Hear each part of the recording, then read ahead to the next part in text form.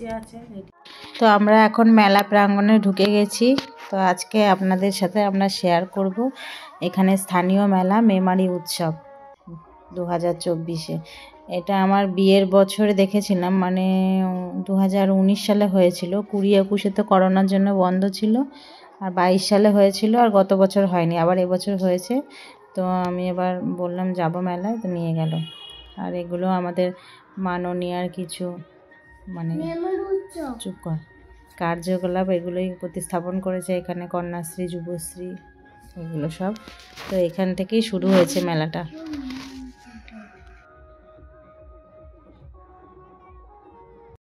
এই দোকানটার নাম শিক্ষিত আলু ভাজা, মানে একটু অন্যরকম নামটা, তাই আমি আমার হাজব্যান্ডকে বলছি এই দোকানটার নাম দেখ। দিয়ে আবার ব্যাক করে এলাম, এখানে দেখছি অনেক রকম আইটেম আছে। তো কি কি অর্ডার দিল, ওইগুলো এখন তৈরি করে দিচ্ছে। তো প্রথমেই আমাদেরকে দিয়ে দিয়েছিল এই যে ফ্রাই দিয়েছিল,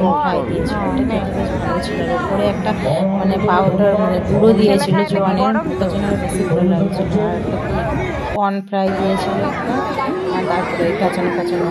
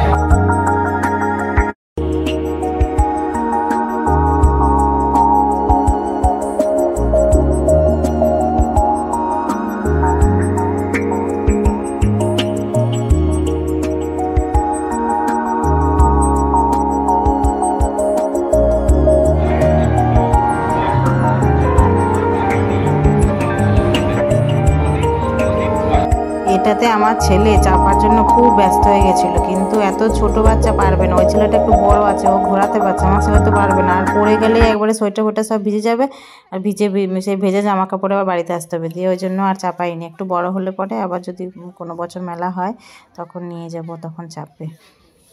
কিন্তু এটার জন্য খুব বায়না করছিল চাপার জন্য।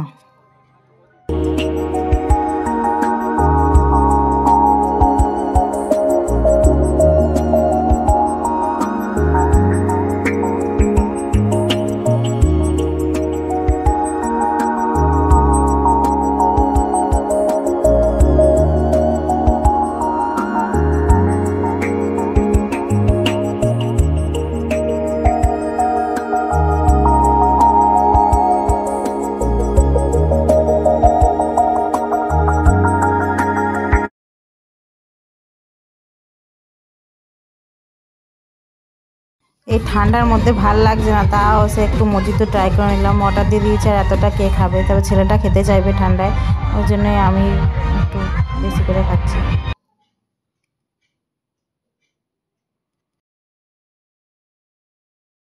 মজিতো খেয়ে নিয়ে একটু ঝাল ঝাল কিছু খেতে ইচ্ছা করছিল। তো আমার হাজব্যান্ড বললো যে ফুচকা খাবি তো খা। আমি বললাম ফুচকা খাবো না, তাহলে একটু চটপটি খাই। আর এই দেখো এগুলো প্রতি বছর ও এরকম করবে, আর কোনো বছরই মানে সব কটা গ্লাস ফেলতে পারে না, কিছুই হয় না, খালি দুবার দুবার করে খেলবে। দিয়ে এখন ওইটাই খেলছে। এরপরে হচ্ছে আবার একটা, এই যে চেষ্টা করছে কিন্তু পারছে না, মানে একটা থেকে যাবে লাস্টে। এইটাতে তো অল্প কটা পড়লো।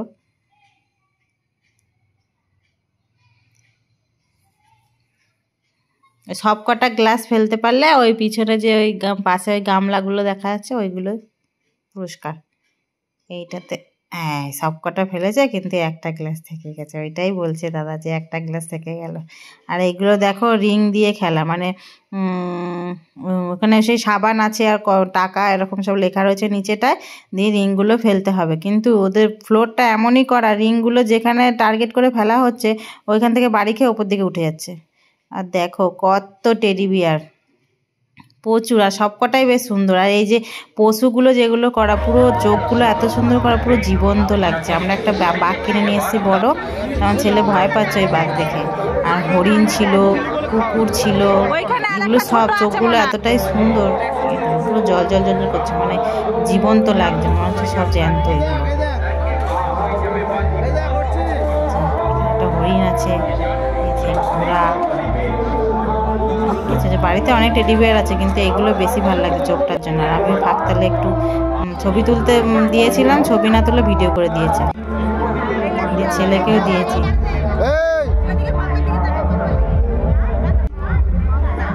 আর এই সেই বিখ্যাত পাঁশকুড়ার চপ, খালি মেলা ঢুকে একই কথা শুনছি, 9 রকমের নুন আর 32 রকমের মশলা দিয়ে তৈরি হয়েছে পাঁশকুড়ার চপ। তাহলে না খেলে হয়, তাই জন্য আবার এলাম পাঁশকুড়ার চপ খেতে।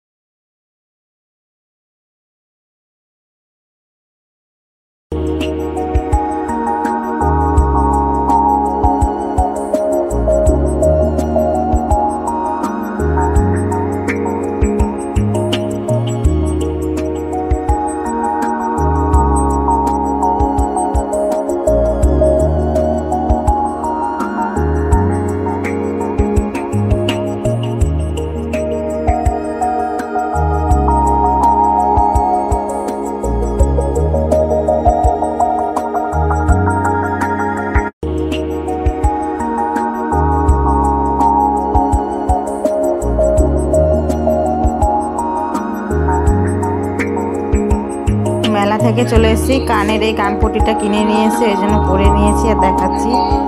তো আজকে ব্লগটা কেমন লাগলো জানাবেন।